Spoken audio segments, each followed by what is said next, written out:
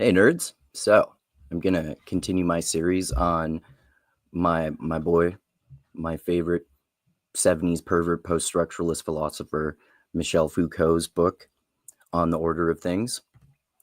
And in this, and I've obviously done many sections on this before, and he talks about all kinds of subjects in this, and it's different from History of Sexuality, in which he talks about kind of the history of the way in which cultural attitudes towards sex have changed, and been sort of enforced by modern Enlightenment institutions like religion, science, and government.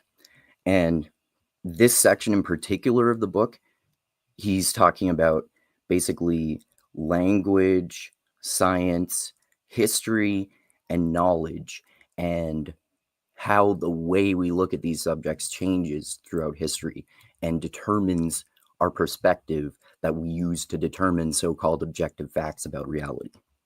Okay, so the men of the 17th and 18th centuries do not think of wealth, nature, or languages in terms that had been bequeathed to them by preceding ages or in forms that presaged what was soon to be discovered. So they didn't, the way they thought about the world was not this way that we think about it today, which is actually, similar to the way we used to think about the world, but, just updated for the modern world. They had like an idea of the way of viewing the world that was like very specific to their time, and they didn't think about the succession of ideas leading up to them as much, at least in Europe in the 17th and 18th centuries, according to Foucault. I'm sure that's an oversimplification, but in some senses. Okay, so these men of the 17th and 18th century, think of them in terms of a general arrangement that not only prescribes their concepts and methods, but also, more fundamentally, defines a certain mode of being for language. So this way that the men of the 17th and 18th century look at the world determines how they view language, right? So, they think of them in terms of general arrangement that not only prescribes their concepts and methods, but also more fundamentally defines a certain mode of being for language, natural individuals, and the objects of need and desire. This mode of being is that of representation. So he's talking about basically, he's kind of alluding to what later postmodernists talked about as a simulacrum, or the simulacra, if you want to talk about multiple one's a symbol for things. And in the earlier section of this book, not just before this, he's talking about symbols of wealth and money and how we determine value and the price of goods and who gets to decide how much this object of desire costs in comparison to this other object of desire. So he's talking about, similarly in terms of symbols, we're talking about the way we see the world. The world is represented to us in our minds in symbols, basically, anyway, right? And if we're talking about language, these are like words that we use that are symbols for concepts, basically. But a simulacrum is like an imitation, or it's like a crude imitation of something. It's not exactly the same thing as what I just described, but it's a similar type of thing. It's a symbol of something. It's not an actual thing. It's like a symbol, or more like a copy, perhaps. So they're similar, but not exactly the same thing. Okay. A certain mode of being for language, natural individuals, and the objects of need and desire. This mode of being is that of representation.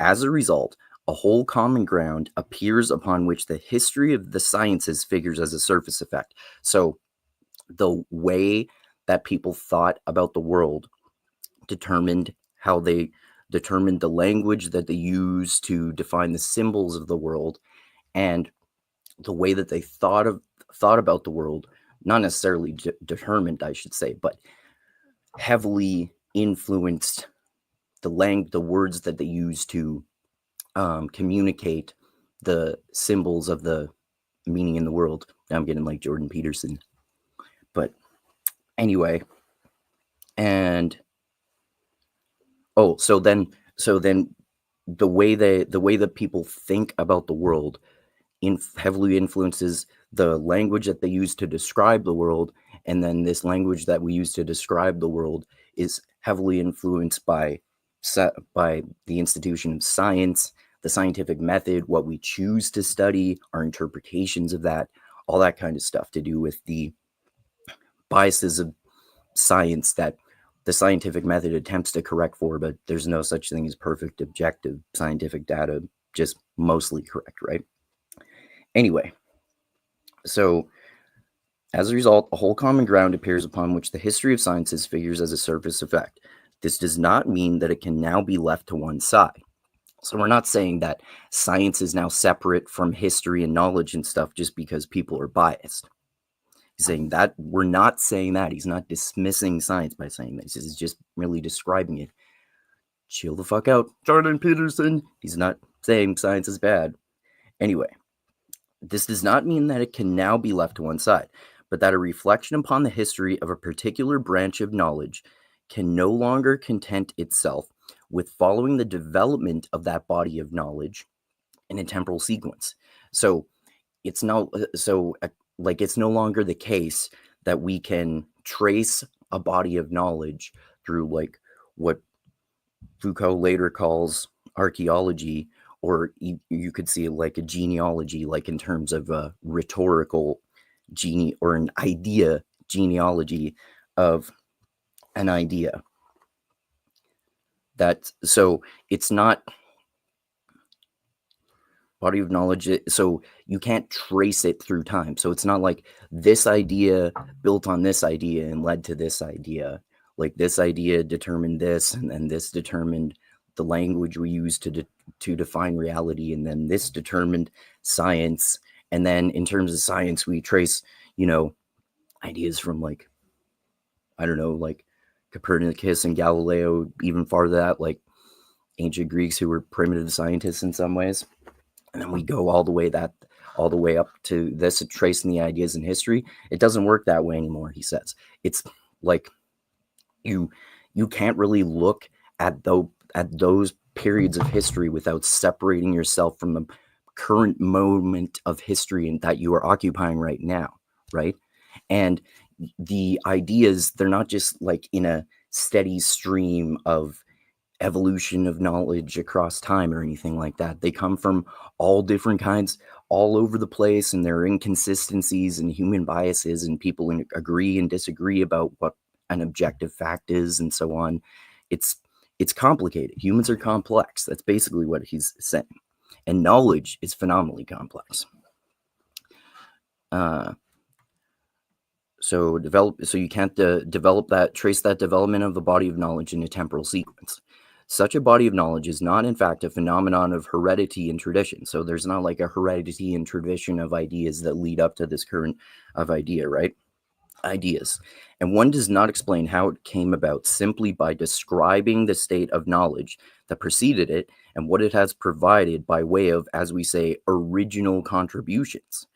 Yeah, I forget who said it, but man stands on the shoulders of giants or something. Some famous, I forget who said that, but some famous scientist, that sort of thing. So the history of knowledge can be written only on the basis of what was contemporaneous with it.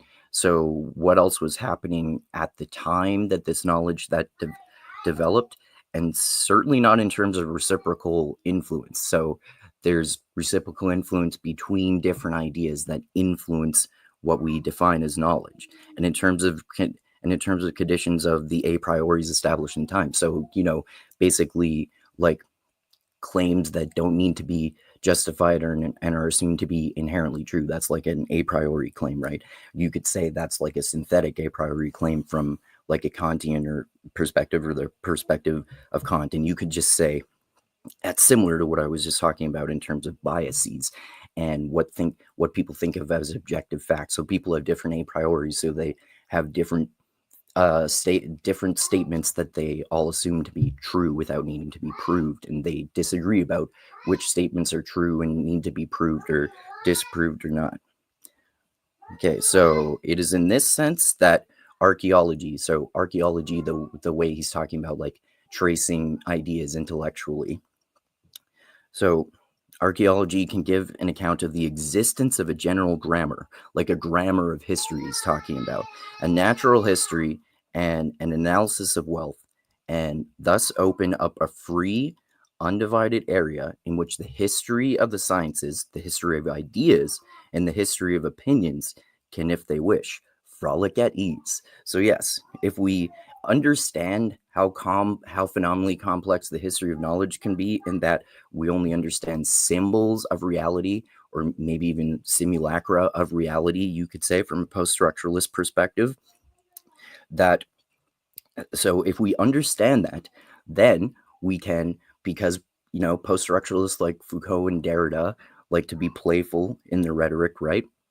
The way he describes it is, we can open up a free, undivided area in which the history of the sciences, the history of ideas, and the history of opinions can, if they wish, frolic at ease. So yes, we'll understand the true complexity, the phenomenal complexity of the history of knowledge, the history of the way we define ideas that we use to create the language to symbolize the words that we use to mean what we're trying to communicate. And then we use this language to form science. And then we use this science to find knowledge. So maybe if we can begin to understand the true complexity of all of these interconnected and conflicting factors and contradictory factors that go into the history of knowledge, then hopefully we can achieve Foucault's vision of a free, undivided area in which the history of the sciences, the history of ideas, and the history of opinions can, if they wish, frolic at ease. So let's have all these ideas and opinions frolicking at ease in the nice, playful garden. That'd be nice if we actually understood knowledge anywhere near that way, wouldn't it? But we obviously don't.